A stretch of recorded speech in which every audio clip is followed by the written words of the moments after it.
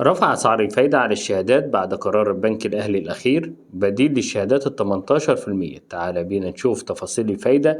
بس قبل ما نبدأ الفيديو يا ريت تدعمنا بلايك للفيديو وتشترك في القناة وتفعل الجرس عشان يوصلك مننا كل جديد، وما تنساش تاخد جولة في القناة فيها كل ما يخص البنوك واستثمار أموالك أفضل استثمار، من أول 1000 جنيه لأسفل الفيديو في أول تعليق.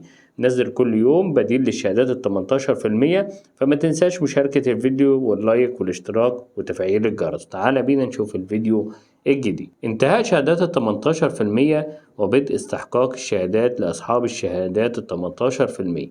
الشهادة الأكبر في البنوك المصرية حاليا التي تصل إلى 755 مليار جنيه مصري، والتي أصدرت منذ عام من أجل التحكم في التضخم وسحب السيولة النقدية في ذلك الوقت في مارس 2022. وبعد مرور 12 شهر على إصدار الشهادة، حان الآن موعد استحقاق الشهادات في البنك الأهلي وبنك مصر، والذي أعلن البنك الأهلي منذ فترة على موقعه ومن خلال رسائل نصية للعملاء ببدء نزول مستحقات عملاء شهادات ال18% في حساباتهم الشخصية، وذلك بداية من يوم 22 مارس 2023. وحاليا الجميع بيتساءلوا ما هو البديل الآن لشهادات ال18% من أجل استثمار أموالهم مرة أخرى، ومن أجل جذب هذه السيولة النقدية.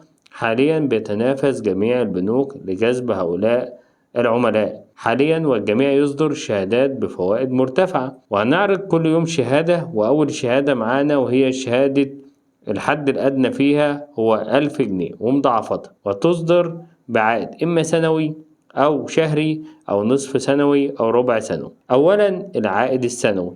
العائد السنوي الفايدة عليه 19%، وهي أعلى من الشهادة 18% حاليا. العائد النصف سنوي هو 18.9%. العائد الربع سنوي هو 18.8%. أما العائد الشهري اللي زي الشهادة 18%، 18.75%، يعني أعلى من الشهادة 18% الحالية اللي هتبقى مستحقاتها من يوم 22 مارس الآن. وهننزل كل يوم باقي الشهادات، والفيديوهات القادمة فيديوهات مهمة جدا، فما تنساش الاشتراك ومشاركة الفيديو واللايك وتفعيل الجرس عشان يوصلك مننا إشعار من القناة.